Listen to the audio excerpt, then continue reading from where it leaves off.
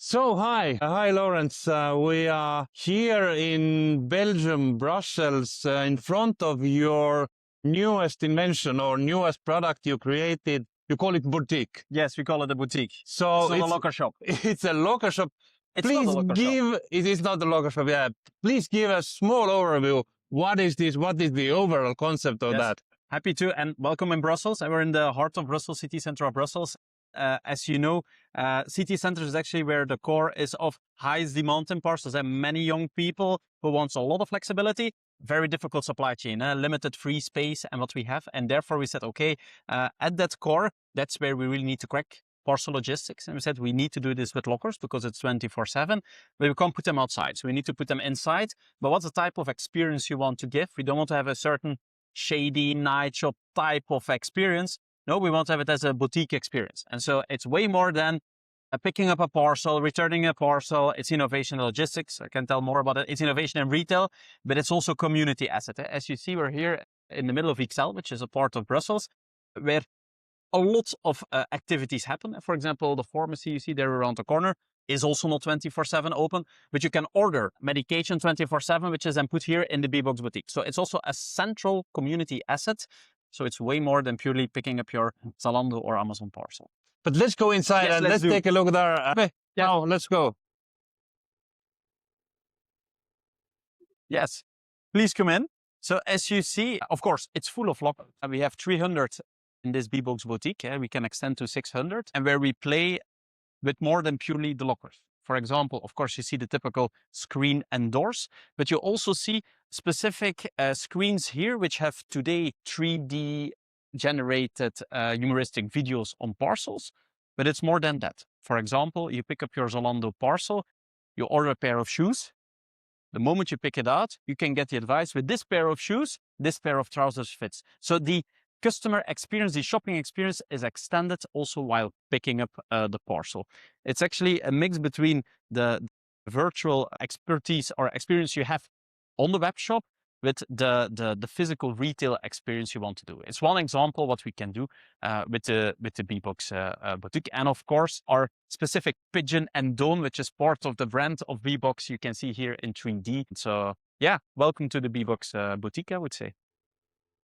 Thank you. It feels very beautiful. It feels warm. It's red and white, bright, like emotion has to be. But this is what is fascinating for me with this concept is that this is not last mile delivery only. So you have created an infrastructure using lockers and building up different services on top of that. True. Could you please walk us through what services you have added besides last mile delivery? Happy to, and I'm happy that you refer to the fact that this is infrastructure, that is not just a locker, and that's also our strategy, because if we want to have something which is long-term strategically valuable, it should be also embraced by the community who lives around. And that's the reason that we have extended our offering beyond picking a parcel, returning a parcel on 3 levels. A first level is we innovate in logistics. As an example, this is also used as micro warehousing. So certain goods we know which anyhow will be sold that day in this area, we already put them in the locker and they can be instantly bought. So it's used as micro warehousing for some goods which we anyhow know in a certain period or a certain day will be bought. That's one example. Another example in there is, for example, the in-night delivery. It's 24/7. We know that many technical jobs in city centers need quite some spare parts, but the distance between the decentralized warehouse and where the job needs to be done, that's a loss of time of technicians. And in Belgium, technicians are extremely expensive. So we want that they are able to focus on doing what they're good at, resolving technical stuff, and not driving outside the city center of Brussels half an hour back for spare parts. That's the reason that technicians can order their spare parts for the next day until 9 o'clock in the evening. We deliver it in night, and they can pick it up in the city center close to where they need to do their job. But also the opposite, they don't need to return to the warehouse. They can also put the spare parts they haven't used or they want to return in the bbox boutique. So we also want that, for example, on the logistics side, that we can innovate with logistics beyond the typical B2C e-commerce parcel. Second level of innovation is in retail, the retail experience. We know from many e-commerce players that there is a drop from the moment there's checkout, and how also the brand extends until you have picked up the parcel. And that's the reason that you also see here screens, which are helping to elevate that experience. Example of Zalando picking up shoes, what's the best pairing trousers of it, can be done here as an example. But also extension in loyalty or returns. You get it, you fit it if it's fitting yes or no, and you directly return. So it's a bit intermediate or the hybrid solution between the physical store experience and the e-commerce, and that's where we really want to focus on. But also retail broader than e-commerce, and what we call local retail, when it's about pharmaceuticals, when it's about local groceries, they can be delivered here. They can be put in here by the retail shops here in the street in this quartier. So that means they can give a 24/7 service while not be open 24/7, which helps for the people who live in here. Because it's a misunderstanding that we say 24 is needed for e-commerce, but you can't therefore always buy everything online.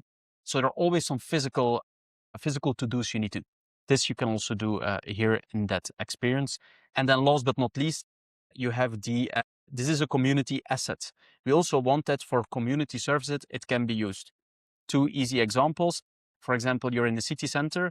It's typically where people don't have a lot of equipment. Drilling machines like they only need to use it once, twice, once they're living in the apartment, which they rent for a year, 6 months, 8 months, and then they need to rent it. While anyhow, in this area, there are other people who have a drilling machine.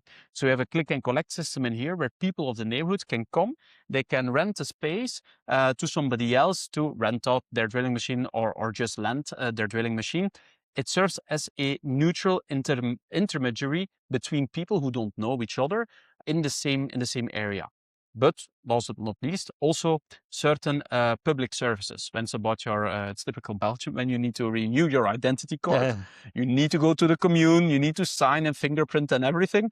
But when you need to pick up, you also need to go to the commune in opening hours. While you don't need to give any fingerprint or a light, that's the reason why we have secured also our lockers with ID verification, that you can pick up your passport or other public services with this bbox boutique. Not everything is yet in place, but those are the 3 axes of innovations at least we want to do here.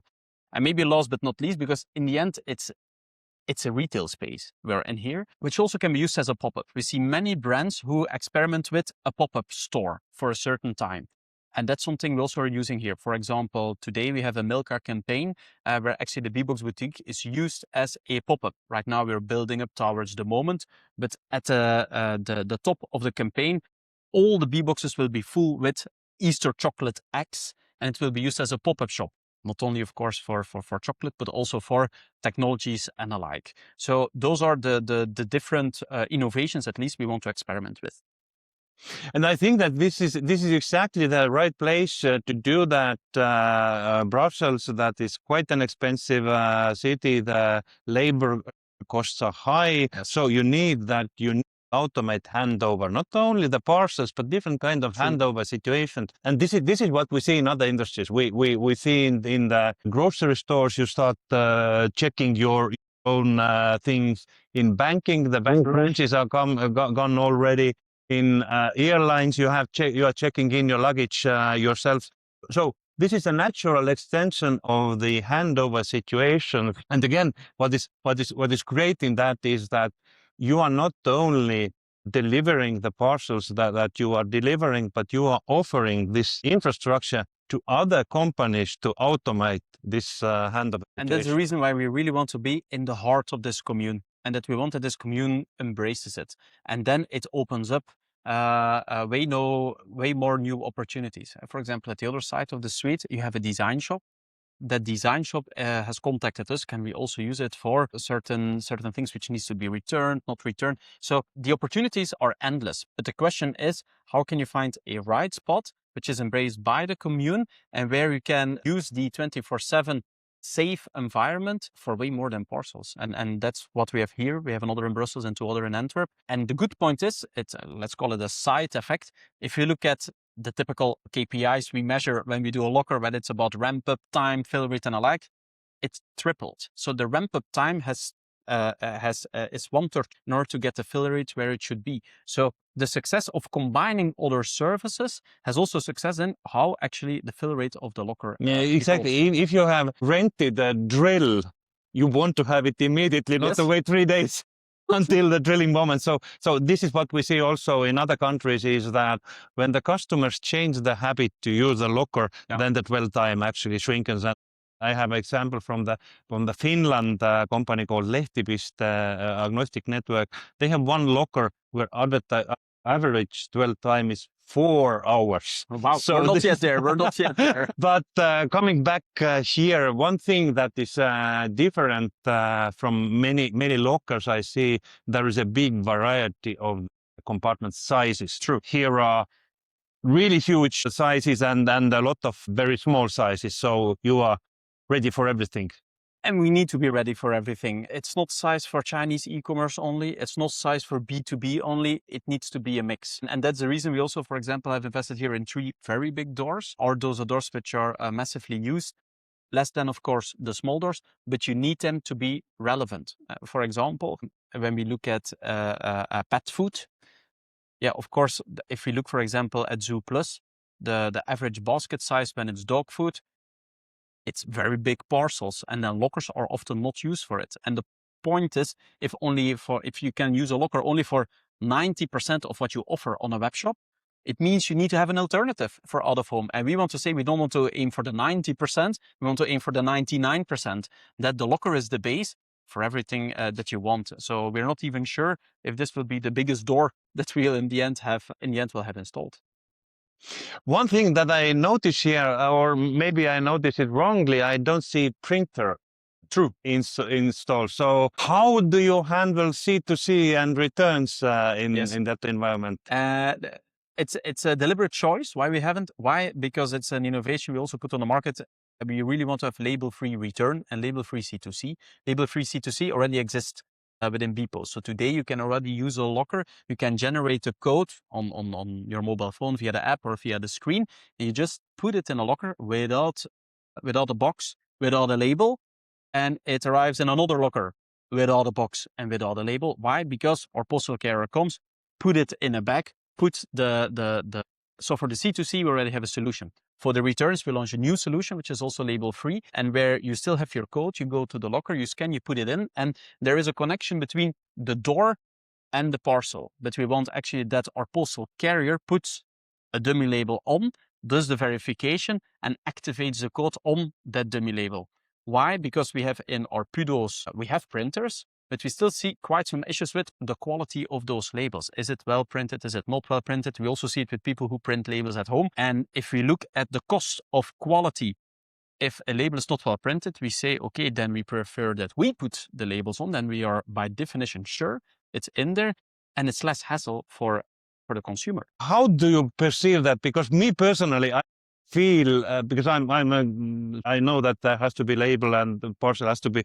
I feel a little bit scared to put the parcel to the locker to the compartment without the label. How customers are treating or how they. It's a bit the same as the first time when people use a bbox. They also say, do I trust this? Because I haven't delivered it to a person. Will it be stolen? Is it safe? Will it arrive? It's a question of you need to have a first good experience, and it's proven. And I'm pretty sure right now for the label free that it will take some initial time, but at a certain point it will be a given. And therefore a trusted parcel carrier is important. And that's anyhow the brand we want to be. So we better deliver on it. Those boutiques have been open for 3 months or something like 4 that. months. How is the feedback from the customers? What do you hear? So there are different elements of feedback. First of all, once we have launched it, because with some national campaign on it, I had a lot of mayors calling me, can you also do it in our city? Because they also see the advantage on decrease in public service labor they need to do and the like. So there's a lot of interest of other cities to also do that. From the consumers, very good feedback. We see it in the ramp up and the fill rate, and we see it's actively used. Just before we started, we had 2 people picking up their parcels. So it's real, people like it, because it's always an area where there is no locker in the neighborhood where the highest need is for a 7 solution. So very good feedback. What we were personally very happy about, and that's beyond the design and the DNA, we spend a lot of time on security. As in how you see it here, it's very open, it's very bright. We want that people from outside in see this is a safe, nice space, because the moment you go somewhere and you feel it's dark, it's not very transparent, it's not clean, people don't link it with here I want to be. We want that this is a very neutral place where people like it, but also in the way how we do security. When you enter, we have of course the noise of our pigeon that you hear. It's part of our mascot, but that noise repeats every minute. Why do we do this? Because we don't want that people stay here for 15 minutes. If you're staying here 15 minutes with the pigeon sound, you get annoyed. The same way with, for example, it's 24/7, but it's open for everybody between 6 in the morning, 9 in the evening, and afterwards it's with your barcode of your parcel that you can get in. So we really have thought about security and checks, even AI driven with cameras, to make sure that there is no burglary, to make sure there are no people sleeping here, that there's no other activities which are used, because otherwise your brand easily deteriorates. And then I'm very happy after 4 months, we have 0 issues of safety, 0 issues of burglary. We have 0 people who have slept here. And I will let you judge. It's a clean setup, and that's required. So far, the feedback is good. The question is, where will be the next? Absolutely. I feel the smell also. This is a new and bright and everything works for that. What next? You have operated them already now. Do you need any changes to that concept, or you find it okay and it's scaling now to other locations? We have 4 locations and we test different things on those 4 locations. So for example, here it's a very wide opening versus we have ones which are very small. And there we actually also see that there is a difference. People don't like to go very deep in a shop. They prefer to have a wide shop. It's something very, very small. So that's a learning we take, but also the number of compartments. We have 300 here. We can extend it to 600. And they're also testing on the next bbox boutique. Will we directly go for 500, 600, or do we take it in a 2-step approach? So that's something we're looking into, but also the different time slots we use for our logistics. I will elaborate a bit further on that. Half of the parcels which are in here are driven by preferences. People who have put in our app, whatever I have chosen at checkout, please deliver it here. Which means that those are very loyal customers. What we have added as parcels is people who have ordered home, but are not at home, and that's a lot in cities because you don't have a safe space to put the parcel. Right now, we do a pilot that the postal carrier, at the end of his or her round, passes by the bbox boutique and puts that parcel in the bbox. So it means that still the same day, that person can pick it up. But by adding those home flows, which are 80% of all the parcels in Belgium, it's a different equation in the volumes that we need to treat, but at a different moment in time. As in, there is a big injection in the morning where we have a first peak of pickup over lunch. Then we have a second injection more around 4 or 5 o'clock of the postal carrier, and a second wave of pickup in the evening. And how to balance that, because we know every time a door opens and a door closes, it's margin that you make. Managing that even more wisely in the type of services that we do, that's something which we're now heavily investing in. I really like what I see, Lauren. Thank you for this introduction. I think you have created something extraordinary and maybe something that is going to be future standard of lockers presence, at least in the urban environment, dense environments. So thank you, and good luck of scaling this concept. Thank you for having us, Andre. Thank you.